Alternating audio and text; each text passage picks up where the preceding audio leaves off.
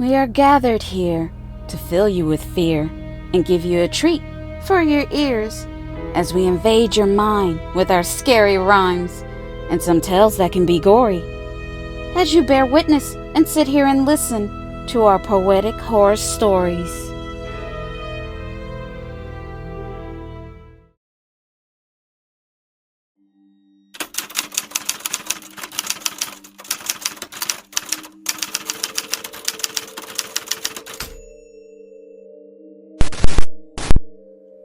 Did you ever play tag when you were a kid?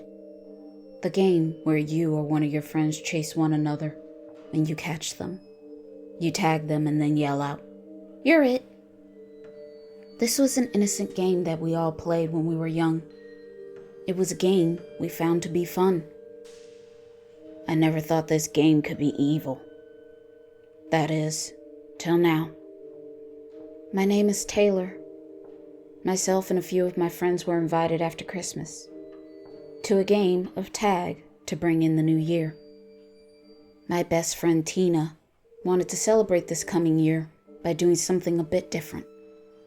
She decided we should break our normal tradition of us just counting down close to midnight from 10 to 1, then yelling out, "Happy New Year," and watching the fireworks.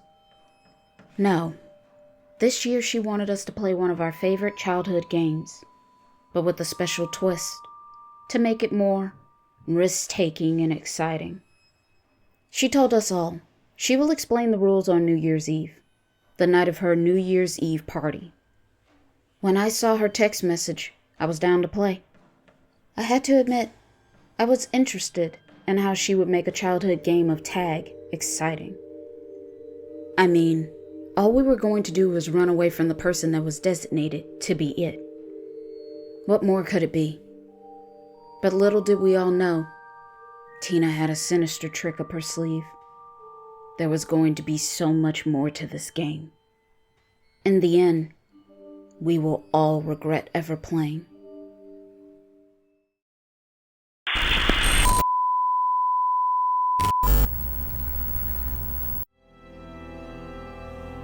Just a friendly reminder, if you are enjoying our horror story time, please like and comment so we can continue to bring you great content that rhymes.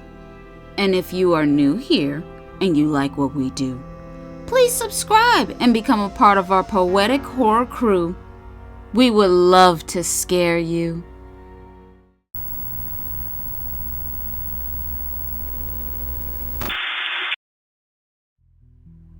The next day, we all arrived at Tina's house by 6 p.m. It was myself, Margaret, Kevin, Max, Sarah, and Mitch. We met in elementary school when we were 5 or 6, just young kids. Actually, when I think back, we bonded over a game of tag. But Tina was a friend I made when I turned 8. And we became best friends. She saved my life one day. I was in the library when suddenly a bookshelf came loose, and out of nowhere she pushed me out of the way, before the bookshelf fell onto me, crushing me underneath. After that day, we never really separated. But Tina and my elementary friend group weren't very close. They only kind of tolerated her. They felt like she was weird and had an unusual attachment to me. My friends jokingly called her my mini-me, or sometimes they called her my shadow. They would say, wherever I went, she would follow. Tina was always there, but I never paid any attention to them. I would tell them, Tina was harmless. She was just misunderstood. But she was cool. It took a while for them to warm up to her, but eventually she became a part of our friend group. I remember one day when I was 10, how Tina took interest in my story about how we all met, and about us playing tag when we were young. Tina said, "I would love to play tag with you guys one day. It sounded like a lot of fun." I asked her, "Have you ever played tag before?" No. I didn't really have many friends when I was growing up. I kept to myself and stayed in my room, just reading books. She looked so sad when she told me that. Then she said, "That is until that day in the library, when the bookshelf almost fell onto you. It's crazy how a freak accident brought us together. It's like it was faith. Like God wanted us to become best friends." I smirked and chuckled. Then I said, "Yeah, I guess I never thought about it that way. Good thing I was there to save you, or you would have either been seriously injured or worse off right now. You would have been dead. Then we wouldn't have become best of friends." Then she smiled and looked at me weirdly. Instantly, I felt a cold chill go up my spine. It was creepy. But I smiled politely back at her as I slowly nodded my head, yes. Our conversation ended there.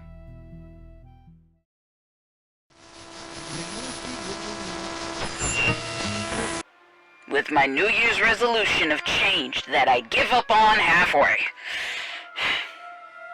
But this year, I will follow through. And stay the course and do everything I promised myself to do. I promise you will see. New year, new me.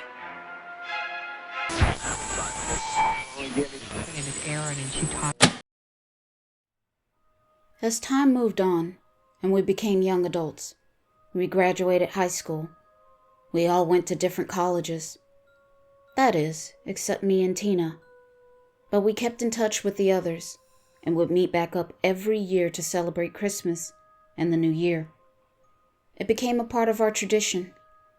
So when Tina suggested we play tag to bring in the new year, it took us all back to elementary school, when we were free and young. It sounded like it was going to be a lot of fun. When we all arrived at Tina's house, we all talked and caught up on what was going on in our lives. We danced, ate, and drank. We were having a really good time. Next thing we knew, it was now 11 o'clock. That's when Tina announced it was time for us to play tag. But first, before we left, we all needed to have one more drink to commemorate her first time playing the game. We left Tina's house, where we all walked down to a park. It was only a mile away. When we made it there, it was really dark. It looked unkept. You could tell children hadn't played there. There weren't even any lights to be found. It was just a desolate playground. Max said, "What the hell, Tina? How are we going to play tag without any lights? You want us to run around in the dark? In this creepy-ass park? As drunk as we are? Somebody's going to fall and break their neck." Tina started to laugh and said, "Don't worry, Max. I have flashlights.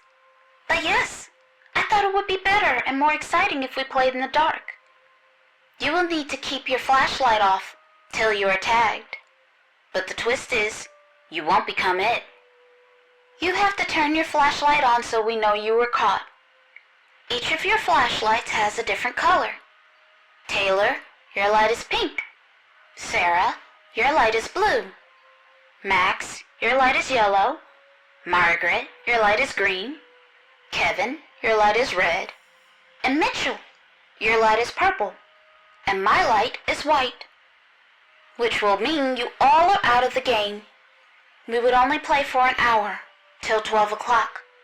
I will set an alarm, and when it goes off, the game will be over, and we will go back to my house and celebrate the new year. Come on, it's going to be fun, and I'll be at the whole entire game.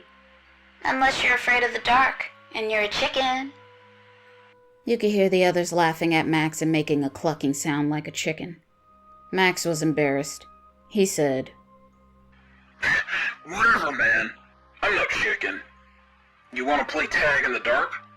Okay, then it's on." We all agreed as Tina set the alarm. Then she said, "Let the game Begin. We all quickly started running around in all different directions. Not sure where we were going.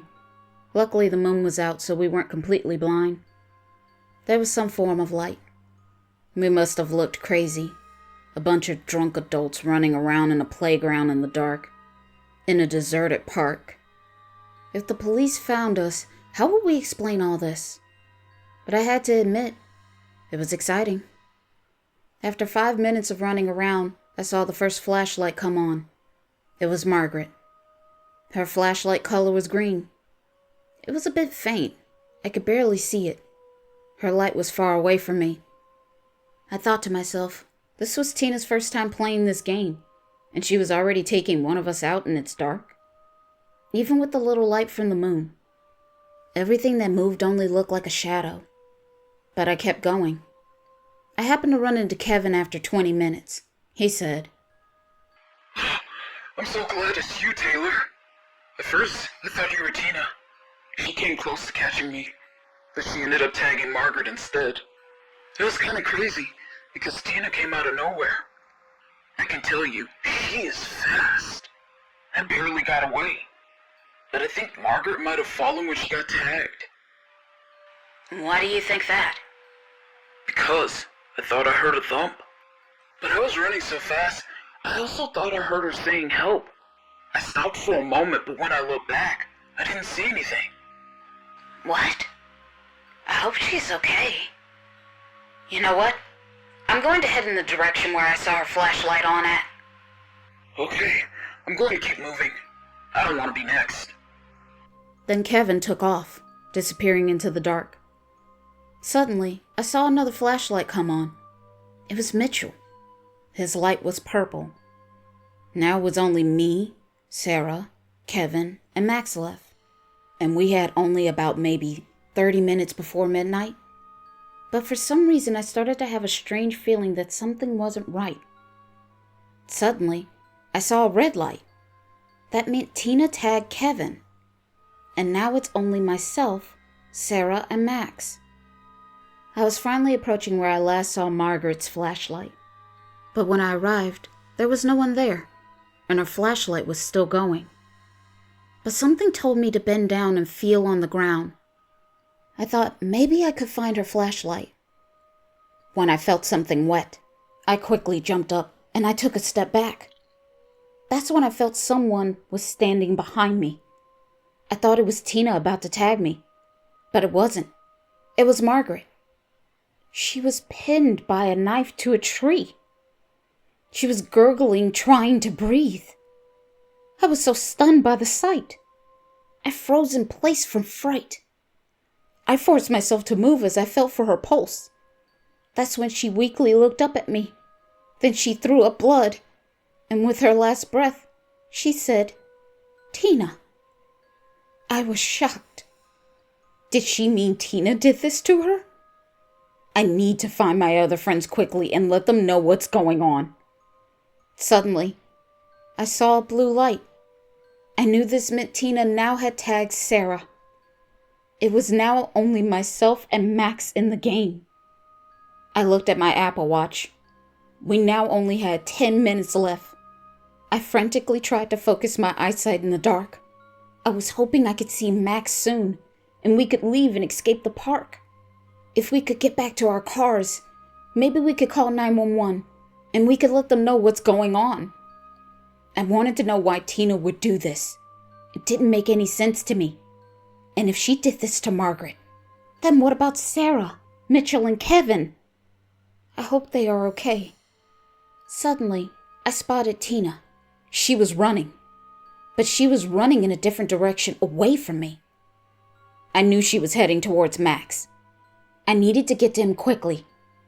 I started running as fast as I could, but I suddenly tripped over something and I fell onto the ground. I looked around and I saw what made me trip and fall. It was the body of Kevin. I grabbed his flashlight.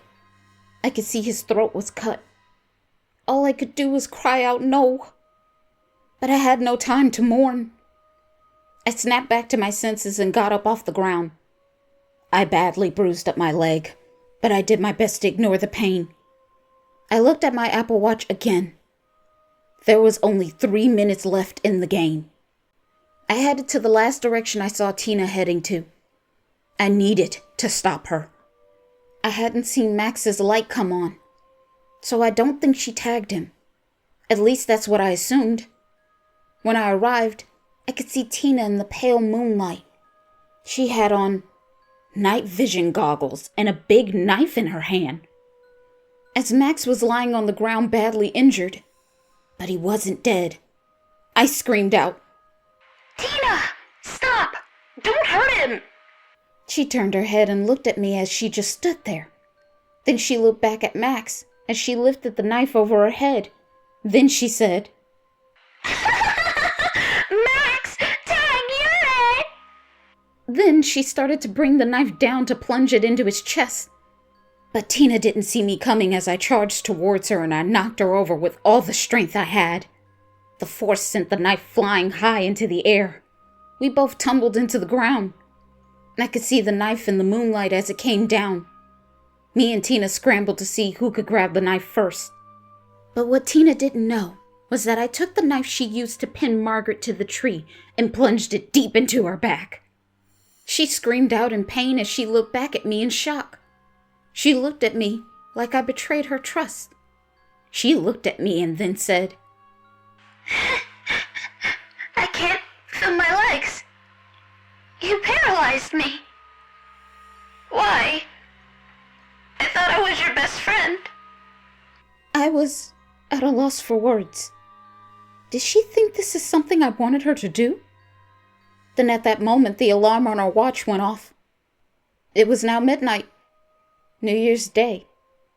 Suddenly, Tina started to laugh and she told me, "Happy New Year." I told her, "You are fucking insane. You just killed the majority of my friends. Is this why you wanted to play tag? You need to tell me why you would do this." And what she said took my breath away. "I did this because you were ungrateful. I saved your life that day in the library, and you never really told me thanks. All you ever did was talk about playing tag with your elementary school best friends. And anyway, they never liked me. I know behind my back they called me your mini-me. They thought I was crazy. They only tolerated me and let me into your group because you forced them to. But I guess now I can tell you the truth. I loosened the bolts on that bookshelf. I thought this was going to be the only way I could get your attention. I know this is the only reason you became my friend. Before, I used to watch you and your friends play tag. I imagined one day you all would ask me to play. But you never did. You never thought about how this made me feel.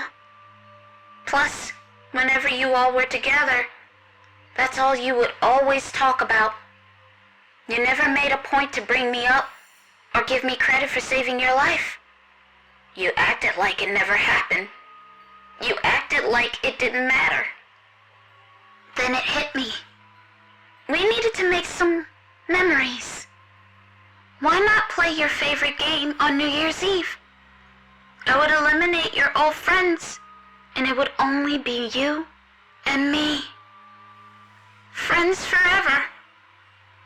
I still believe God brought us together." I just can't believe she killed my closest friends because she was jealous over us playing a game of tag. A childhood game. Myself and Max are the only ones out of my friends to survive that hellish night. The police recovered the bodies of Margaret, Kevin, Sarah, and Mitchell. She killed them all by using different knives. This was premeditated because she hid the knives and night vision goggles in the park. This is why she wanted to play the game in the dark. I feel like this is all my fault. They of course found Tina guilty, and she is now locked up in a criminally insane institution. Who would ever think someone close to you would harbor evil feelings of disdain for years from when you were a kid? to plot and ruin your life over a game of tag.